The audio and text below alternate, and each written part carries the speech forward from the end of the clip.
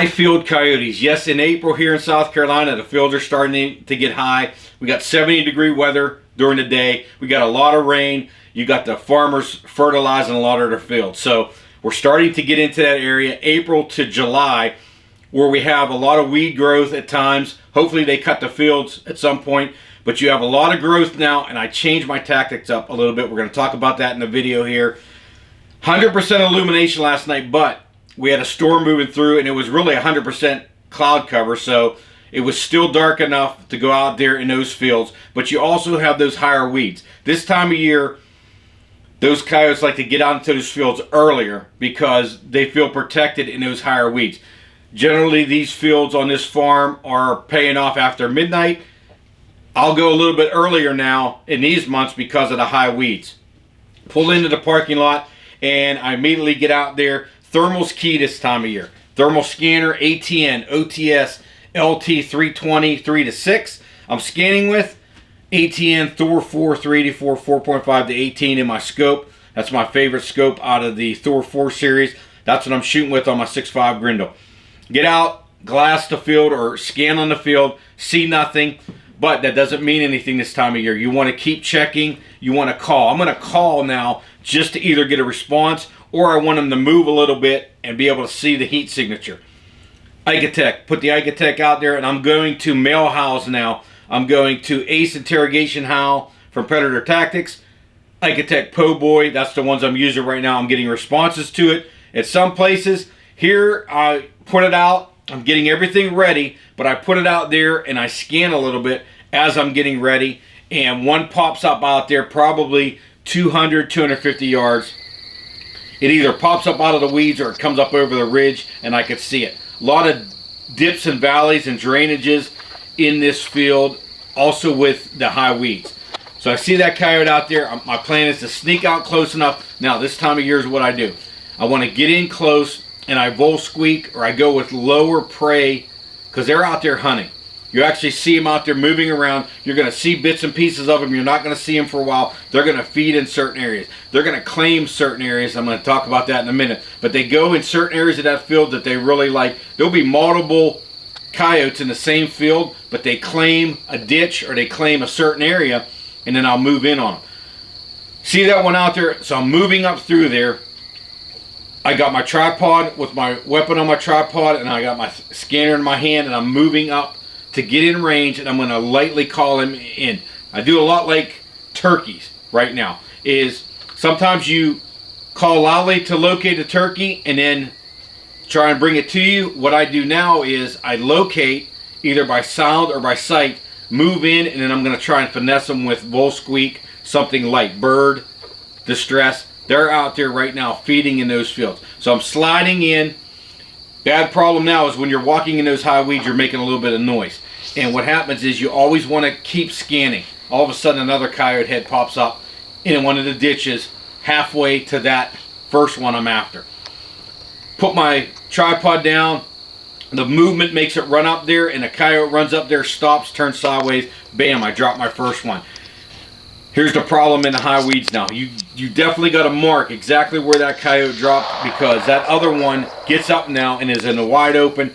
I swing to it. Now I don't take that shot. Body language tells me it's going to be back possibly. It just makes its way up to the top of the hill, goes up to the top woodlot. I go up into the area, find the one, take pictures. Took me a while to find it in those high weeds. It's tough right now when those high weeds come up, locating those. That's why I didn't take that shot at that second one. It was a little bit far. I think I could have dropped it. But man, if it had ran over the hill or I would have dropped it there in the high weeds, it would have been tough to find those two. So I went and got the one, took it back to my vehicle. When I get back to my vehicle, I look up on top of that hill to decide if I want to go back up after that and try for that one. There's two hogs up in the corner of the field.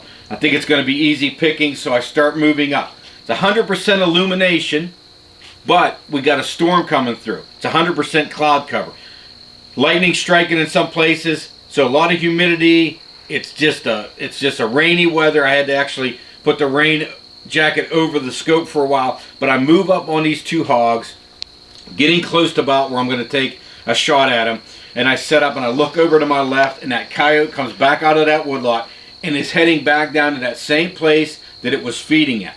They love to do that. It probably was about 30 to 45 minutes later by the time I got up there, but they'll go back in there. I'm now deciding, when do I shoot the hogs? Do I shoot the coyote if it comes over close to me and I get caught in that situation where I don't know which one to go after first? I should have probably taken the hogs right there, but I didn't. I can always go back and get those. The hogs eventually move off into the woodlot, and I go up there in the corner. I'm going to wait for them, and they were down in the ditch, and I spooked them off onto our hog property. Doesn't bother me at all. They'll come back, and I'll get those. I just make a loop around, and I get in an area, and I'm looking right at that second coyote, and I'm going there, and I'm looking. I can't shoot for a while. I make a couple adjustments, and I get on there, and I have a misfire. The coyote hears it and runs off to the right. I can't shoot because of some buildings. It goes off and makes a loop. I will go back, and that coyote will be in that area feeding. I videoed him in there feeding, moving all around, looking for crickets, mice, birds. The young of the year are born right now, and that's where they're at. They're out in these high fields. You just got to go out and locate those coyotes there.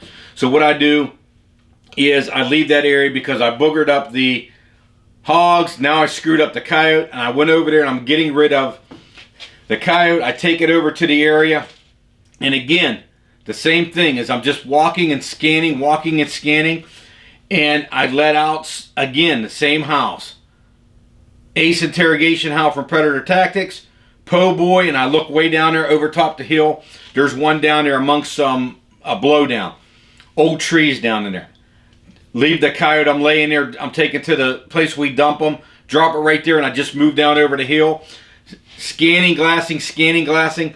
Put down the collar, and I go into vol squeak, something real nice and quiet. That coyote jumps out there, takes a look back at me. Boom, I dropped that second one in that higher field.